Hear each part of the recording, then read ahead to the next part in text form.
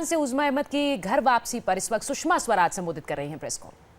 पहली बार जानकारी उसकी मिली है। उज़्मा, तुम बार बार मेरा धन्यवाद कर रही थी। मैं समझती हूँ मैं तो अपना फ़र्ज़ अदा कर रही थी, इसलिए धन्यवाद की पात्र नहीं हूँ, लेकिन मैं तुम्हारे प्रति एक आभार ज़रूर प्रकट करना चाहती हूँ इस बात के लिए कि तुमने संकट में इंडियन हाई कमीशन पर भरोसा किया।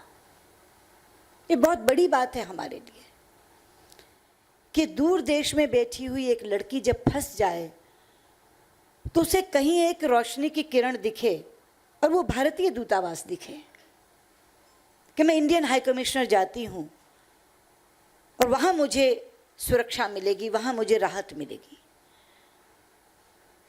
और तुम्हारी बुद्धि का कमाल है, कैसे तुम उस व्यक्ति को लेकर के इंडियन हाई कमीशन पहुँची ये शायद तुम ही जानती हो, लेकिन तुम पहुँच गई। और अंदर जाने के बाद इन्होंने जब जेपी से बात की और ये सब बताया तो एक बात वो कहना भूल गए दोनों, जो उन्होंने मुझे वहाँ से कहा कि वो ये कह रही है कि अब मैं यहाँ आ गई हूँ, अगर आपने मुझे यहाँ से बाहर निकाला तो मैं बाहर निकल के खुदकुशी कर लूँगी, लेकिन इसके साथ नहीं जाऊँगी। उसके बाद मैं गर्व महसूस करती हूँ जेपी सिंह जैसे अफसर पर। यहाँ HOM कॉन्फ्रेंस चल रही थी, हमारे हेड ऑफ मिशंस की कॉन्फ्रेंस चल रही थी, इसलिए हाई कमिश्नर गौतम बंबावाले यहाँ थे। हम सब लोग इतने व्यस्त थे कि कोई भी उन्हें सलाह देने के लिए उपलब्ध नहीं था। और ये एक सुखद संयोग है, गोपाल साक्षी हैं कि अपना उद्बोधन देते हुए अपने हाई कमिश्नर्स को संबोधित करते हुए मैंने कहा था कि 2 वर्षों के तुम्हारे काम को देखने के बाद मैंने एक घोष वाक्य बनाया है जो पूरे मीडिया कैंपेन में चल रहा है, परदेश में आपका दोस्त भारतीय दूतावास। ये हमारे हर कैंपेन में चल रहा है, परदेश में आपका दोस्त भारतीय दूतावास। और मैंने कहा मुझे लगता है कि आप सब इस कसौटी पर खरे उतरेंगे क्योंकि ये आपके लिए बना है। मुझे नहीं मालूम था कि 24 घंटे के अंदर अंदर एक ऐसा अफसर जो इसको यहाँ बैठे सुन भी नहीं रहा, वो ये सच करके दिखा देगा कि हाँ, परदेश में आपका दोस्त भारतीय दूतावास।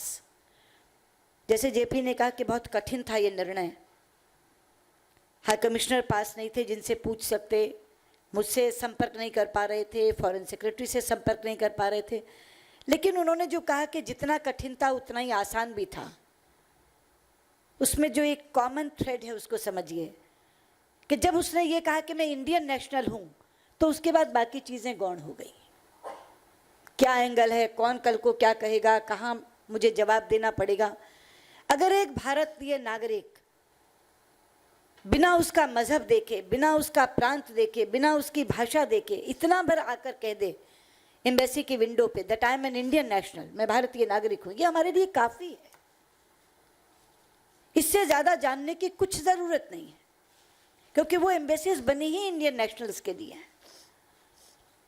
तो अगले दिन मुझे उन्होंने बताया कि मैम ऐसे ऐसे एक उज़्मा नाम की लड़की आई है, भारतीय नागरिक है, यहाँ घूमने आई थी, एक लड़का उसे मलेशिया में मिला था तो उसने कहा था, उसी ने उसको स्पॉन्सर किया कि तुम आओ, हम तुम्हें यहाँ घुमाएंगे, लेकिन यहाँ उसके साथ इतनी बड़ी वारदात हो गई कि उसने उससे गन पॉइंट पे निकाहनामा लिखवा दिया।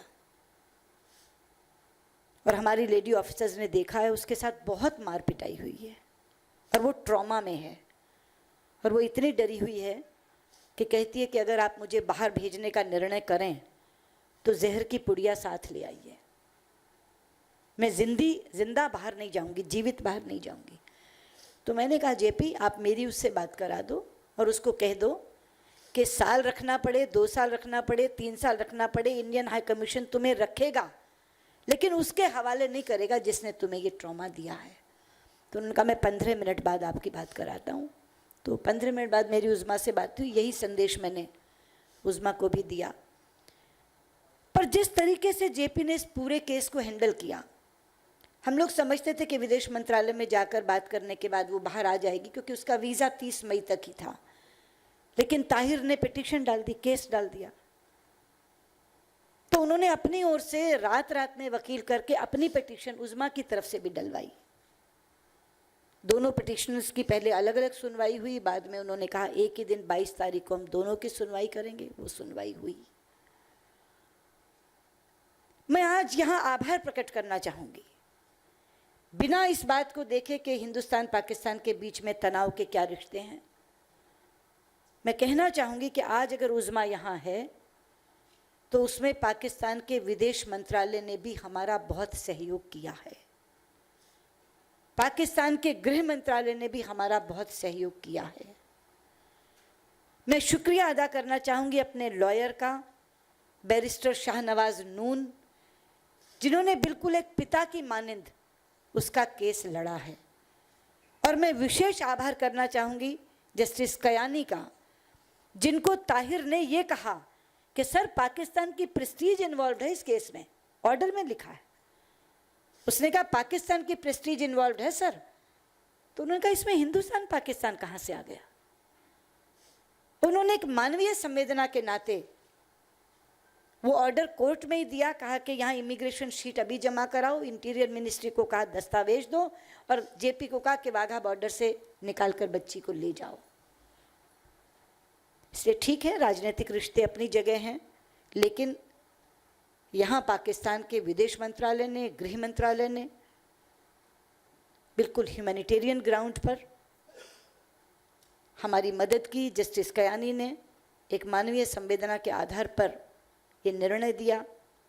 बैरिस्टर शाहनवाज नून ने बहुत अच्छे से केस लड़ा। तो आज उज़्मा अपने घर, अपने वतन वापस लौटी है, तो इसमें सुषमा स्वराज ने साफ ये कहा कि पाकिस्तान का जो गृह मंत्रालय है, विदेश मंत्रालय है, उनका भी भरपूर सहयोग रहा। बिल्कुल, और उन्होंने कहा कि दोनों देशों के बीच में जिस तरह के भी रिश्ते हो, राजनीतिक रूप से माननीय संवेदना के तहत इस पूरे मामले पर पाकिस्तान हाईकोर्ट ने भी गौर किया और इसीलिए उज़्मा आज वतन लौटी है।